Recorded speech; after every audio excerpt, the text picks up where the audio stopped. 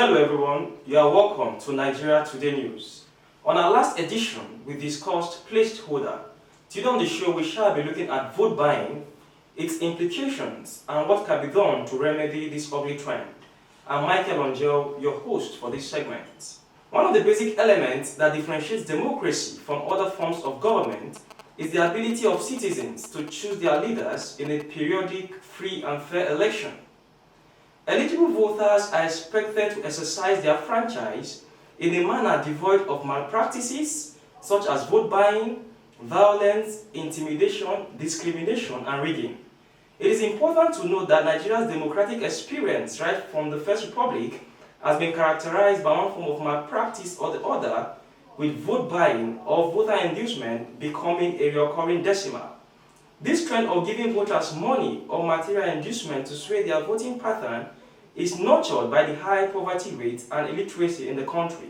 According to a report from the World Poverty Clock, 105 million Nigerians live in extreme poverty, representing 51% of the total population.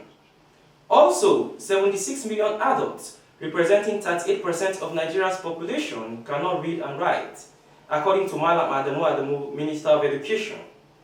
Therefore, desperate politicians, in their quest to capture power or remain in office against the will of the people, have weaponized poverty and illiteracy through vote buying.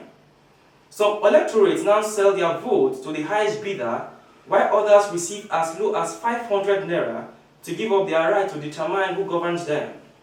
Items such as wrapper, rice, sugar, salt, seasoning cubes are also used to induce voters by candidates through their agents. As anticipated, voter inducement reared its ugly head again during the recently held Ekiti State governorship elections.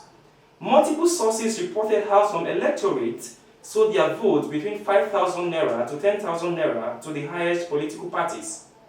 It's so glaring that the Anti-Graft Agency, the Economic and Financial Crimes Commission (EFCC), mobilized its personnel to arrest those involved in the act. So what are the dangers of vote buying? Vote buying has resulted in the emergence of leaders who do not enjoy the support or legitimacy of the people. These leaders may not be answerable to the electorate because of the understanding that the mandate they hold was bought and not freely given. A political office holder that emerged from vote buying will most likely not provide the needed dividends of democracy to the people because of the need to recoup money spent during the electioneering process. Vote buying also legitimizes corruption and the embezzlement of government funds, which in turn results in people living in abject poverty and deplorable conditions. So what can we do to stop vote buying in Nigeria?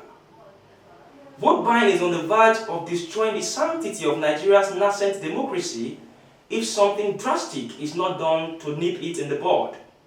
It is almost inconceivable, however, to think the trend can be totally eliminated before the 2023 general elections. But this anomaly can be drastically reduced through the following measures. Number one, strict enforcement of laws criminalizing vote buying. A major factor why voter inducement is on the rise is our inability as a nation to enforce relevant laws criminalizing vote buying.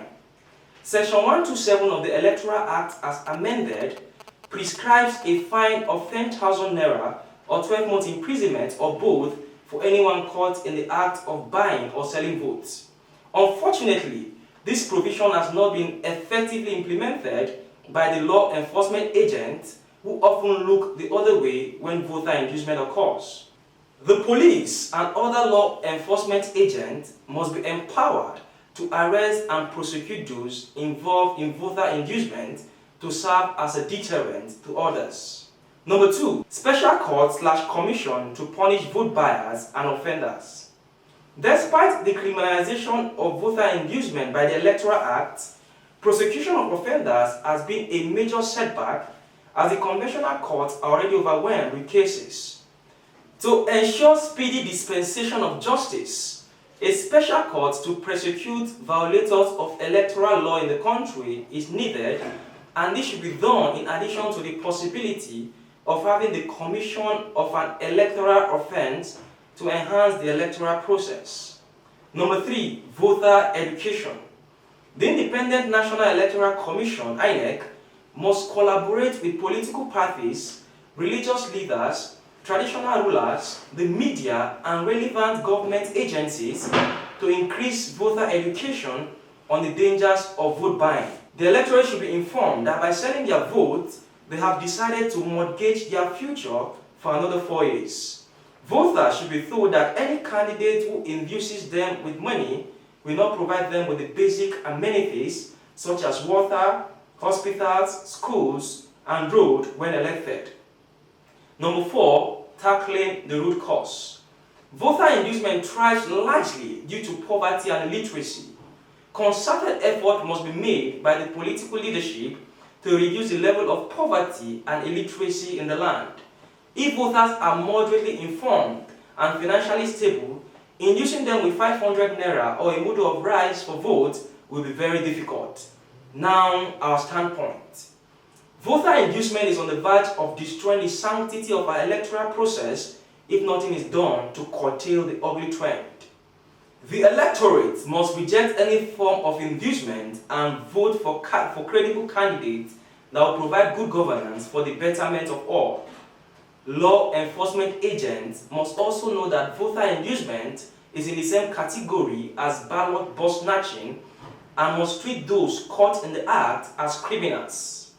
With all hands on deck, the sanctity of our elections will be restored and leaders with vision will emerge to provide the much needed dividends of democracy to the people.